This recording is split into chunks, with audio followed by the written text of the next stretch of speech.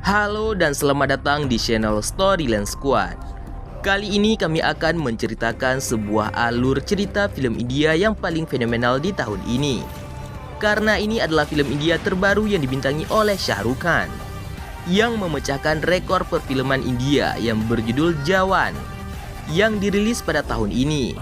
Penasaran dengan alur filmnya? Dan inilah dia alur ceritanya. Set a position and let's go. I will get them.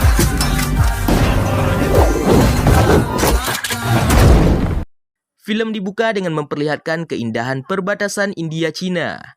Terdapat seorang anak kecil yang bernama Juju yang lagi bersama ibunya, yang sedang berada di tepi sungai yang berada di kebunnya. Tiba-tiba mereka melihat tubuh manusia yang mengapung di sungai. Juju dan ibunya pun tanpa tunggu lama menyelamatkan orang asing tersebut dan membawa pulang ke desanya. Setibanya di sana, seorang tabib berusaha mengobati si pria tersebut. Beberapa peluru berhasil diangkat dari dalam tubuhnya. Setelah beberapa bulan, orang asing tersebut belum juga menyadarkan diri. Pada malam itu terjadilah hal yang tidak terduga. Sekelompok militan datang ke desa tersebut. Di sana mereka membantai semua penduduk desa. Ketua desa memohon pertolongan kepada sebuah patung yang mereka anggap sebagai Tuhan. Tapi tidak ada tanggapan sedikit pun. Di tengah kekacauan tersebut, Juju dan ibunya hampir terbunuh. Keributan tersebut membuat si pria asing yang sudah dibalut kayak mumi sadar dari pingsannya. Dan dia pun langsung bangkit dan menyelamatkan semua warga desa. Dan juga Juju bersama ibunya.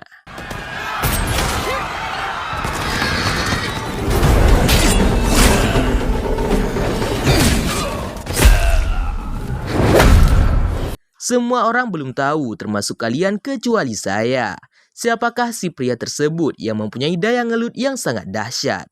Bahkan dia seorang diri mampu mengalahkan sekelompok manusia iblis yang menyerang warga desa.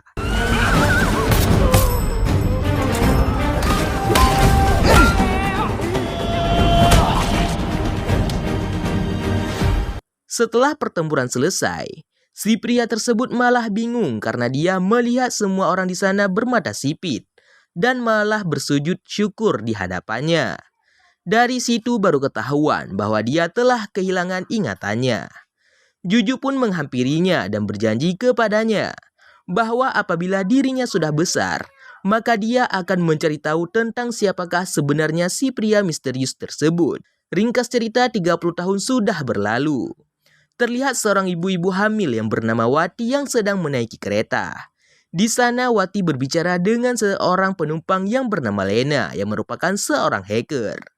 Ketika itu Lena berusaha meretas sistem kereta untuk membantu salah seorang kelompoknya yang bernama Janvi untuk menaiki kereta.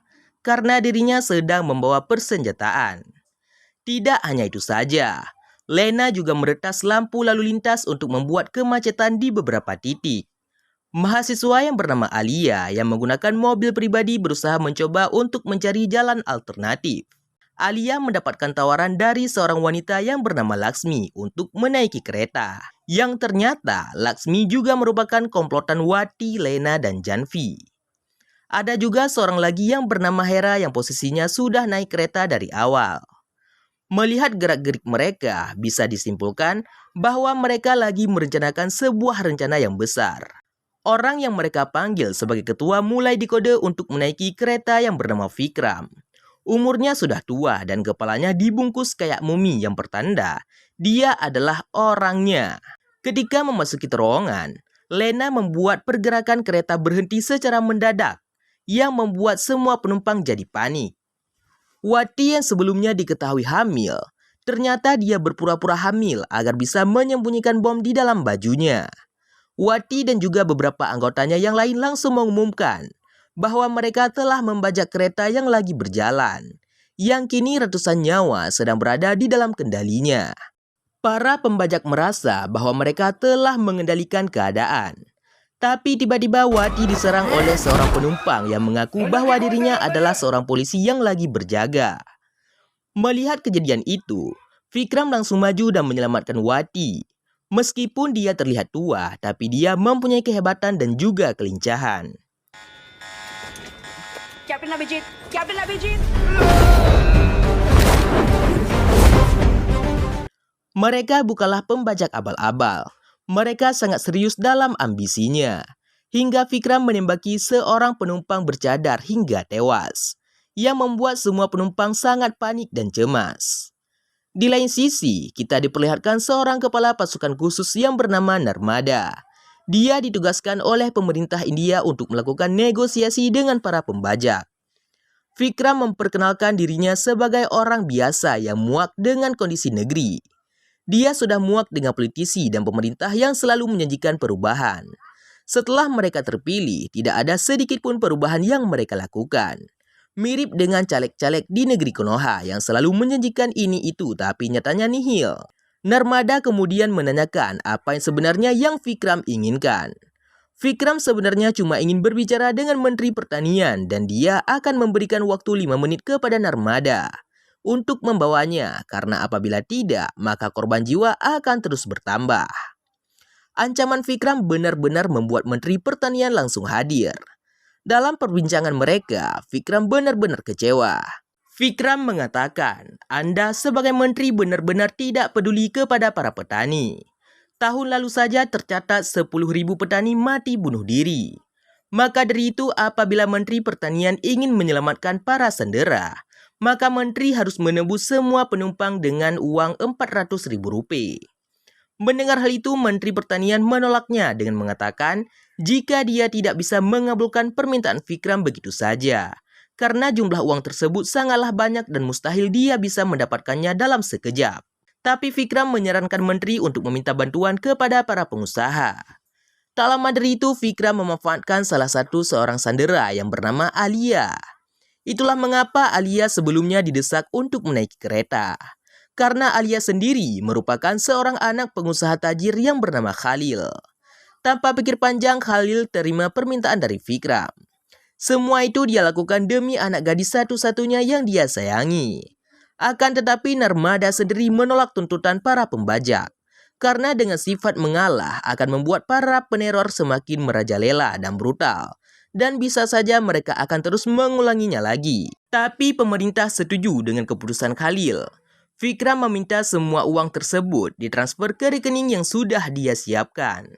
Setelah uang ditransfer, barulah Vikram melepaskan seluruh sandera. Alia sendiri sangat marah karena merasa telah dimanfaatkan. Dia menyebut Vikram dan komplotannya sebagai penjahat. Mendengar hal itu, Vikram sangat kesal kepada Alia karena dirinya tidak tahu apa-apa. Ayah Alia sendiri merupakan pengusaha yang memiliki banyak hutang. Akan tetapi hutang tersebut sudah dihapus oleh sistem pemerintahan. Sebagai salah satu contohnya yang dialami oleh keluarga Wati. Dulunya ayah Wati merupakan seorang petani. Pada pagi itu ketika Wati akan berangkat sekolah, datanglah beberapa rentenir untuk menagih pinjaman bank kepada ayahnya Wati. Karena belum punya uang, ayah Wati meminta kelonggaran waktu selama 10 hari lagi. Karena beberapa hari sebelumnya dirinya telah mengalami gagal panen. Sayangnya para rentenir itu tidak mau menerima alasan apapun. Bahkan mereka mengasari ayahnya Wati hingga menelanjangi ayahnya Wati di depan para semua orang. Tidak hanya itu saja, traktor satu-satunya milik ayahnya juga dibawa pergi. Sang ayah berusaha tersenyum dan berusaha kuat di hadapan anaknya. Karena dia tidak mau anaknya tidak fokus dalam belajar. Tapi siapa sangka, karena terlalu banyak tekanan dan juga banyak hutang, ayahnya Wati memilih untuk mengakhiri hidupnya ketika Wati berangkat sekolah. Wati yang baru pulang sekolah sangat kaget melihat ayahnya yang sudah tiada. Oleh karena itulah hati Wati sangat hancur berkeping-keping. Dalam proses pemakaman ayahnya, rentenir tersebut kembali untuk menagih hutang. Dia mengatakan jika harga jual traktor cuma cukup membayar bunganya saja. Maka dari itu meskipun ayahnya Wati sudah tewas, diwajibkan kepada Wati dan ibunya untuk membayar hutang ayahnya hingga lunas.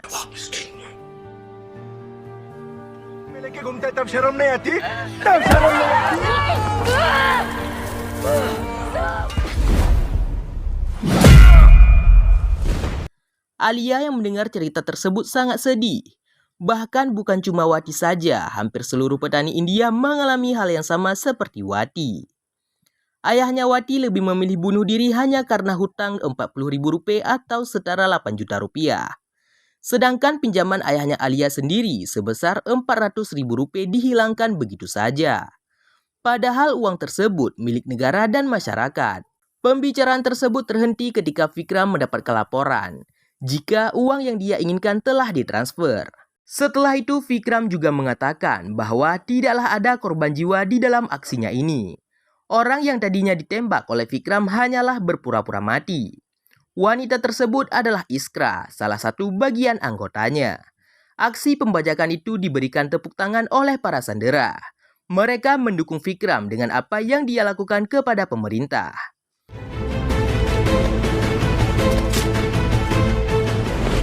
Cover both entry and exit.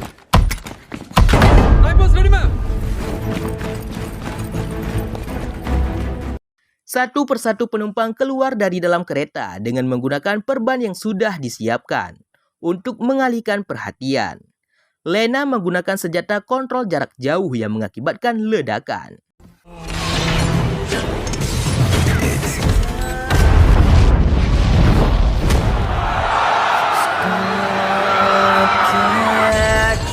Narmada masih tidak terima kalau musuh berhasil kabur begitu saja. Dia berusaha menghubungi bank pusat untuk memblokir ATM dan membukukan uang yang telah ditransfer tersebut. Akan tetapi hal tersebut tidak bisa dilakukan, karena uang tersebut dengan cepat telah ditransfer ke 700.000 rekening yang berbeda-beda. Ternyata uang tersebut Vikram bagikan kepada para petani yang telah dirugikan oleh pemerintah. Aksi mulia Vikram membuat para petani sujud syukur. Di lain sisi, Khalil sangat kecewa karena pasukan khusus telah gagal menangkap sang pelaku. Narmada berjanji akan menangkap si pelaku. Dia yakin kelompok tersebut akan melakukan aksinya kembali. Siapakah sebenarnya Vikram? Siapa sangka dan siapa duga? Ternyata si pria tua dan botak yang penuh dengan keriput ternyata dia masih muda bahkan sangat tampan. Kumis dan kulit keriput tersebut adalah palsu untuk menutupi identitasnya. Dan namanya yang sebenarnya adalah Azad yang merupakan seorang polisi yang selama 12 tahun menjadi penjaga penjara wanita. Keenam wanita dari anggotanya merupakan seorang narapidana. Azad tercatat sebagai kepala penjara yang berprestasi. Dia juga sangat akrab dengan semua narapidananya.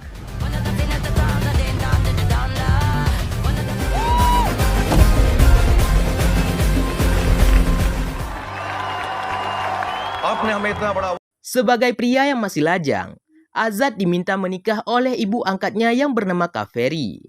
Hari ini seharusnya Azad bertemu dengan calon mempelai wanita. Tapi pihak mempelai wanita tidak bisa datang. Orang yang menemui Azad justru anak dari pihak perempuan yang bernama Ruhi. देखो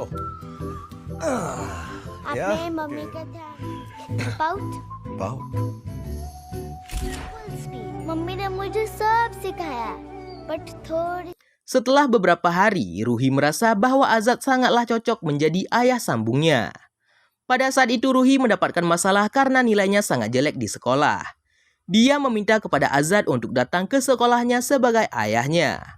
Setibanya di sekolah, tiba-tiba ibu Ruhi datang yang mengejutkan. Ibunya Ruhi merupakan kepala pasukan khusus. Azad sendiri sangat grogi dan stalting bertemu dengan calon pendamping hidupnya itu. Untung saja Ruhi bisa mencairkan situasi. Di luar sekolah, Narmada menceritakan kepada Azad bahwa dulu dia pernah hamil di luar nikah. Pada saat itu pacarnya meminta Narmada untuk menggugurkan kandungannya. Tapi dia menolaknya dan memilih untuk melahirkan dan membesarkan Ruhi seorang diri. Setelah kejadian itu, Narmada tidak pernah berhubungan dengan sesiapapun. Ditambah lagi karena sedikit trauma dan ditambah lagi ada Ruhi yang harus diperhatikan. Mendengar itu, Azad bisa memaklumi dan memahami keadaan Narmada. Dia juga mengerti keinginan Ruhi memiliki sosok ayah. Apalagi Azad dari kecil sudah mengetahui bagaimana rasanya tidak memiliki seorang ayah. Keesokan harinya, Azad dan anak buahnya menargetkan Menteri Kesehatan India. Pada satu pidato, menteri tersebut selalu membanggakan kemajuan sektor kesehatan. Dia mengklaim pelayanan di rumah sakit India sudah bertaraf internasional. Padahal faktanya tidaklah sesuai dengan apa yang beliau bicarakan. Tidak lama kemudian Wati menembaki menteri dari kejauhan dengan snipernya yang membuat semua orang yang ada di sana kocar-kacir. Azad dengan cepat menggunakan mobil ambulan yang sudah dia siapkan. Menteri pun dibawa ke sebuah rumah sakit pemerintah.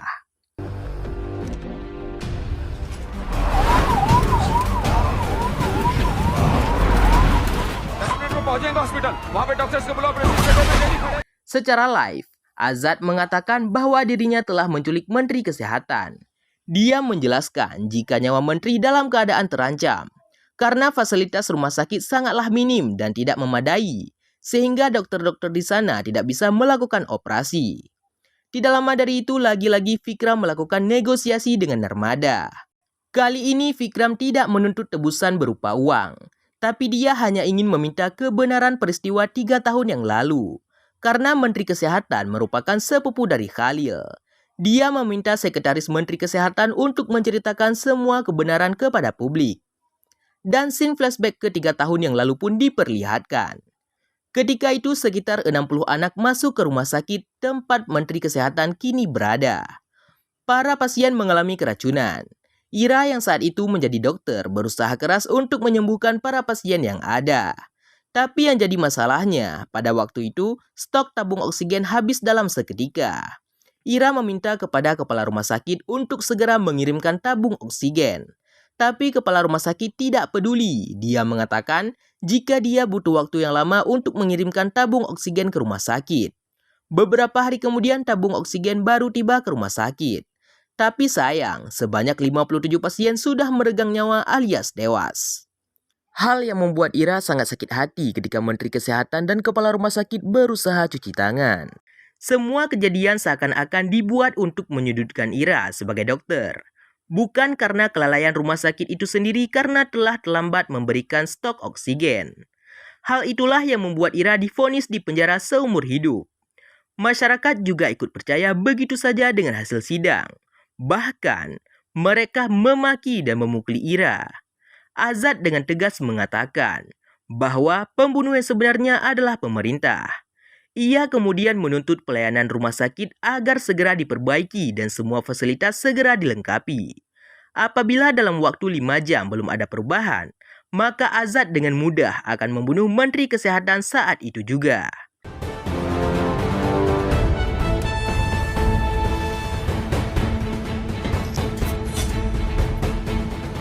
For what usually takes 10 to 20 years. The only thing Menteri Kesehatan sudah menjabat 2 periode, akan tetapi tidak ada perubahan sedikit pun yang dapat dinikmati oleh masyarakat. Yang ada hanyalah omong kosong doang. Pemerintah sangat banyak yang korupsi dan rakyat yang menjadi korbannya. Masyarakat yang melihat hal tersebut sangat bangga dan kagum kepada Azad alias Vikram. Tapi tidak hanya itu saja. Vikram juga meminta 1 helikopter kepada Narmada untuk melarikan diri. Narmada memang menyetujui begitu saja, namun secara diam-diam, dia membawa pasukannya untuk menangkap Vikram dan komplotannya.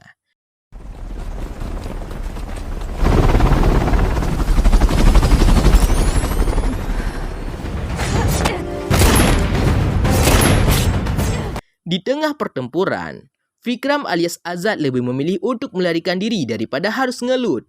Karena mau bagaimanapun orang yang dia lawan adalah calon istrinya sendiri.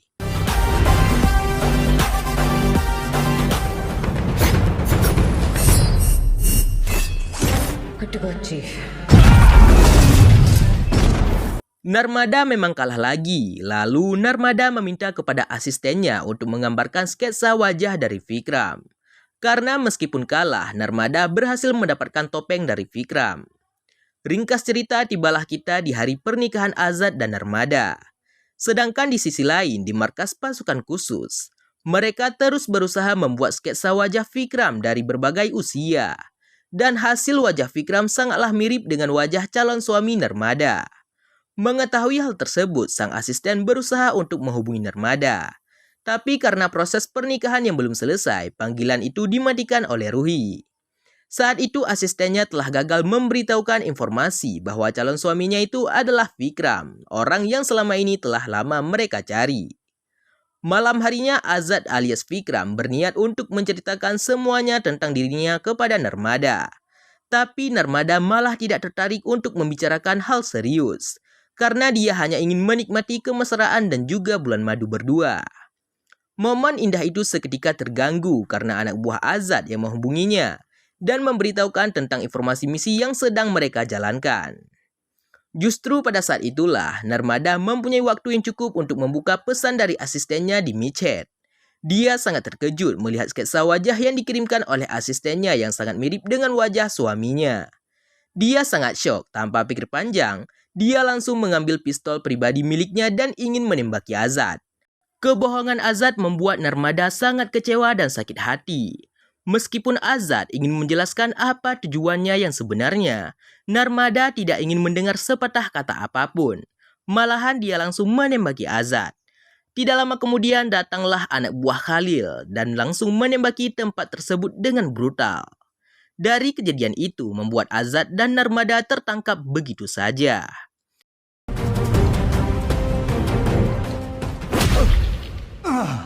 Helena location का पता चला on it छोड़ दो उसको छोड़ दो उसे Adik Khalil merasa sangat marah dan murka setelah apa yang telah Azad lakukan kepadanya.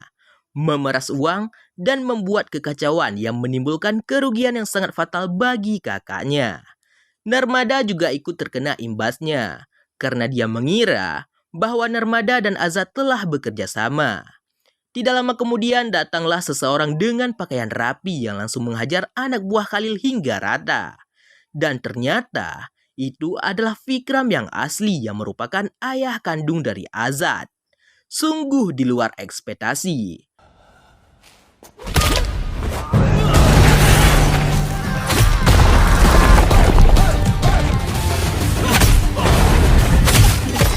Vikram datang di waktu yang tepat. Apabila dia datang sedikit terlambat saja, maka Narmada bisa dipastikan telah long out dari film tersebut alias mati.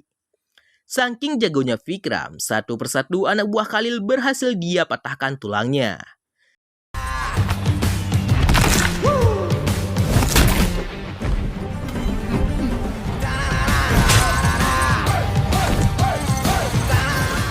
Setelah mengalahkan semua anak buah Khalil, Vikram sempat bingung setelah melihat wajah Azad yang sangat mirip dengannya karena efek ingatannya yang belum sembuh total. Tiba-tiba, adik Khalil ingin menikam Vikram dari belakang, tapi apalah daya, Vikram bukanlah orang bodoh. Dia langsung membunuh adik Khalil di saat itu juga. Nah, jadi begitulah alur cerita dari film Jawan part pertama. Filmnya masih sangat panjang, jadi pada kesempatan berikutnya, Mimin akan membahas part berikutnya. Agar tidak ketinggalan alur film Jawan part kedua, silahkan subscribe dan aktifkan loncengnya. Sekian dan terima kasih. Sampai ketemu lagi di alur film berikutnya.